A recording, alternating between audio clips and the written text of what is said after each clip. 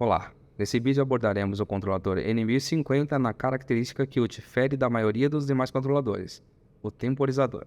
Esse controlador possui dois temporizadores que operam de modo independente da atuação do controle de temperatura. A contagem de tempo é sempre iniciada por T1 e ao final de T1 o controlador inicia a contagem de T2. É possível também vincular quaisquer das saídas do controlador aos temporizadores. Dito isso, vamos aprender como configurá-lo. Ao manter a tecla P pressionada por alguns segundos, teremos acesso aos ciclos do equipamento. Devemos mantê-la pressionada e avançar até o ciclo de temporização TS-TR.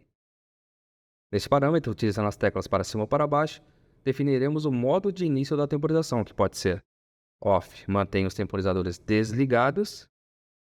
SP, inicia a temporização quando o PV atingir o set point.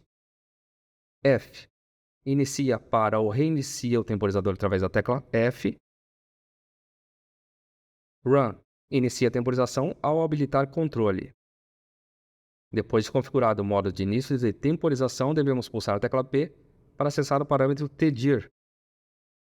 Neste parâmetro, utilizando as teclas para baixo ou para cima, definiremos o sentido da contagem de temporização, que pode ser UP, contagem progressiva, iniciando em 0, DN, contagem regressiva do tempo. Configurado o modo de sentido de contagem, devemos pulsar a tecla P para acessar o parâmetro TTB. Neste parâmetro, utilizando as teclas para baixo ou para cima, definiremos a base de contagem da temporização, HHMM, base de tempo em hora-minuto, MMSS, base de tempo em minutos, segundos. Configurado o modo de base de tempo, devemos pulsar a tecla P para acessar o parâmetro T1. Neste parâmetro, definiremos o intervalo de tempo do temporizador T1. Configurado o ajuste do intervalo de T1, pulsar a tecla P para acessar o parâmetro T1E. Neste parâmetro, utilizando as teclas para baixo ou para cima, definiremos se o intervalo de tempo será visualizado no ciclo de operação.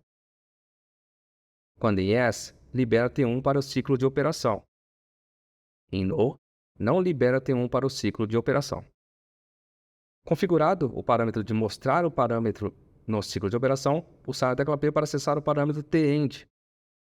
Neste parâmetro, utilizando as teclas para baixo ou para cima, definiremos o comportamento da saída T1 ao final da temporização, que pode ser em ON, saída T1 liga ao final de T1, em OFF, saída T1 desliga ao final de T1.